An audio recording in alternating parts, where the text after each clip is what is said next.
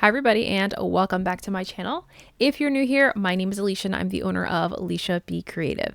Today's video is going to be another, we're calling this kind of like the scrapbook style tumblers, but they have been so fun for me to create, and I'm back with another one. You may recognize the palette because I did show this in my last video, so of course I have to show you guys how this one turned out. So everything I use today will be listed and linked down in the description box. Go ahead and subscribe to my channel, give this video a like, but let's go ahead and jump right into today's tutorial.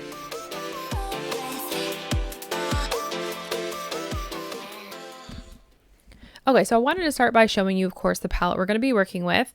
These are the glitters we're going to work with. And of course, we are using some of the items that I got from my last haul from Flynn's Sister Supply Shop. I will list all these supplies down in the description box down below so you can snag them yourself and recreate this if you choose. So the first thing I want to do is I'm going to make a glitter mix. So I did already prep my tumbler. I sanded it, prepped it, painted it like I think I used Hello Handsome from Color Shot. I believe that was the blue that I used. But because of the dark depth of the vinyl that I'm going to be using, I wanted there to be a little bit of brightness. So I'm mixing two colors. I'm mixing Midnight Sky from Batty Glitter, which is like a deep blue, and then I mixed a little bit of lavender from Maisha Creations, who no longer sells glitter, but any like metallic light purple will work to give you the same effect, just to brighten up the blue a little bit, because I didn't want it to kind of look so flat in the background.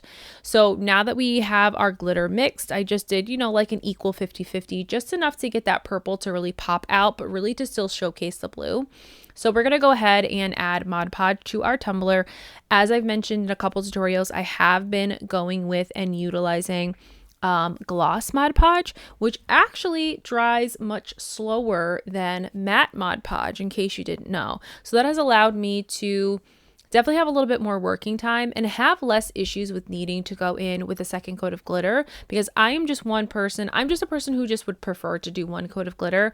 I know the benefits of doing two coats of glitter, but if I can do it in one shot, I'm gonna attempt to get full coverage in one shot. And so using the gloss Mod Podge and having it dry not as quick as matte Mod Podge has really been helpful, so that I can get full coverage in the first coat of glitter. So that's my little tidbit and tip here. So we're going to go ahead and add our glitter here. So I did obviously only mix up like a cupful of this. So we're going to have to do this in kind of a couple sections here just to get the full tumbler completely coated in our glitter mixture that we've created. But we want this tumbler coated head to toe, top to bottom. Don't forget the butt as well, so that we can ensure that we have a fully glittered tumbler, so that we can allow this to dry and then get it on the turner for a coat of epoxy. So once I'm done glittering here, I will take a little bit of time to seal this. I do like after the glue has dried, so I wait like an hour or so after the glue is dried. I will seal this with some clear spray paint. Then we're going to get it on the tumbler for a few coats of epoxy so that it is completely smooth. Once it's completely smooth, I'm going to go ahead and just do my typical sanding. And now we're going to get into our scrapbooking, we'll call this, of this tumbler. So this vinyl that I'm using is called Whispers, and it is the absolute most breathtaking vinyl I have ever seen.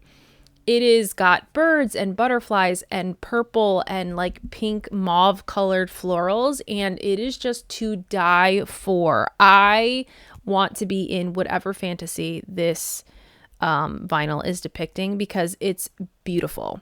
So I am with these tumblers. What I think I have really been enjoying with making this style of cup is that I'm going into these cups so blind. Like, I'm putting a palette together, but in my head, I don't necessarily know what exactly the final tumbler is going to look like. And I'm just allowing the vinyl and the pieces that I'm pulling for the palette to speak to me for me to put it together. So I'm cutting different sized rectangles, picking out different sections of the vinyl that really speak to me and stand out, and then finding a place for them on the tumbler. So the first section, I did kind of a larger section in the back, probably like a third of the cup that I covered top to bottom with vinyl, but I wanted to make sure that the bird on this vinyl was present. So I kind of cut just a strip of that to cover. And then I really loved this string of butterflies that I cut like a really thin rectangle of. And now we're going to do kind of the same thing with this third section of vinyl. And I'm just doing enough vinyl to kind of cover up a little bit of the emptiness, knowing though that I am also going to be adding some additional elements like washi tape, also adding other UV DTF, of course, on here too. But I am just kind of choosing the size vinyl that fits in these sections, knowing that I'm also going to busy this up a little bit more with some of those other elements. So I wanted to also pull out this bird here just because the color palette on this is just so beautiful. And I just knew that I needed this part on a cup as well. And we're going to stick this down. So we only have 3 pieces of vinyl. Don't worry about all those scraps. I will use those for future items, you know, pens, keychains, which would be perfect to do like a matching pen and keychain set with this. Too cute. Or even maybe a notebook to go with it with that little bit of scrap vinyl I have. That would also be so cute. So we'll save all this vinyl. We're going to go ahead though and get into using our washi tape. So all of the washi tape that I am using today, all of it is from Michaels, maybe Hobby Lobby. It's either Michaels or Hobby Lobby. I'll definitely find it and link it down below. Oh wait, it was Michaels. Now I remember the trip. I remember the trip that I bought this on. So I got this in my most recent haul to Michaels. I found this and I've never used it before or really paid attention to this washi tape. It's a little bit different. It's clear, but then it has like white print on it, and it came in like a cylinder with like 4 or 5. And so it had like butterflies on one, it had feathers, and I think the other was like hearts or something like that. Maybe florals. I can't quite remember now that I'm kind of thinking about it as I'm doing this voiceover, but I just thought it was so cute. And I felt like the aesthetic just really spoke to the design of this tumbler. So I was like, this has to go on the tumbler. So now we're going to add the other elements of washi tape that I have here. Again, I got this in a pack from Michaels. It came in a pack together. So it's like perfect for this cup. I just felt like the color palette matched so well. It's like very galaxy-esque, very like space vibes, but the color palette just matches so well. So once I did get all of the washi tape on, I did go in with another coat of epoxy because I knew I was going to be applying UV DTF. UV DTF, man, I'm like all over the place. I really said that, very odd. Knowing that I was going to be applying these items here, I wanted to make sure that I was adding a layer of epoxy to just ensure that I didn't accidentally pull up the washi tape when I'm trying to put down the UV prints, okay? I had that happen in my last video where I had to do a lot of like fixing of the washi tape because I didn't take the time to do the epoxy step before going in with the final elements of the cup. So lesson learned there, so I don't have to fight with the washi tape and have it be pulled up and whatnot. So I did go ahead and add that layer of epoxy before adding these elements. So I'm adding these really pretty, like, what do I want to call these? I cannot think of what the name of this vinyl was, but it gives like Dreamcatcher vibes with like the feathers and, you know, the different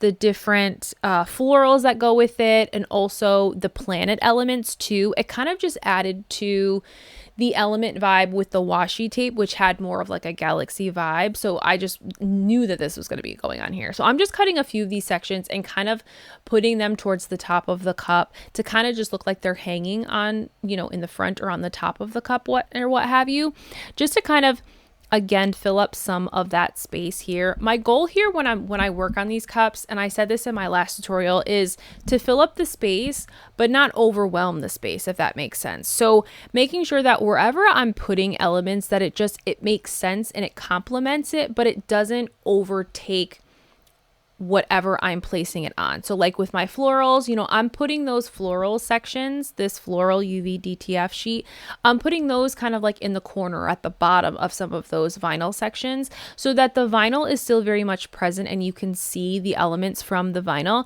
but the UV DTF is not completely covering it up and kind of minimizing the gorgeous vinyl that is underneath there. So that's kind of my approach, and obviously these have been so fun for me. Like, this is the second one that I've done for the channel because I'm just in love with making these. So huge shout out to Myra over at Myra Makes It, because she was the inspiration from me going down this deep rabbit hole of putting together palettes in this very like layering scrapbook style vibe that just speaks to me. Like, these are cups too that very much like don't really need anything else. Like, they don't need a decal, they don't need, you know, a name. Like, they're just perfect the way they are. And I will tell you, the one thing that always gets me stuck no matter what I am doing with cups is when I'm done with the cup, it's like, does it need a decal? Does it need a saying? Does it need a name? Like, what am I missing? And with these cups, like, they don't need it. Like, it's not necessary because there's just so much already happening on the cup in such a fun and beautiful way that really it's not necessary to add a name or add a saying.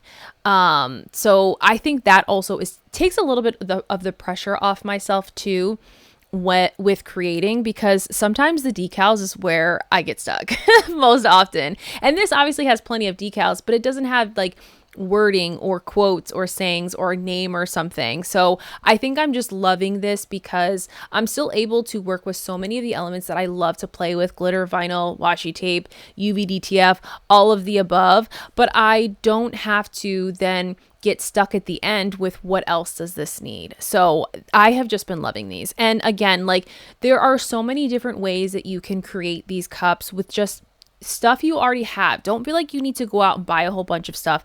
Go through your major craft supply that I know you have and just pull some things together and create something like this or just similar to this, of just like this layering scrapbooking look. And I'm telling you, cannot go wrong. So final step here before final coats of epoxy, we of course are going to put a coat of polyacrylic over here. This is so that our UV DTF does not do any sort of lifting or create any fish eyes. And our final 2 coats of epoxy, this gets 2 coats of epoxy, and then the cup is finished. I hope that you guys did enjoy this video. I loved making this cup. This is definitely my favorite cup ever.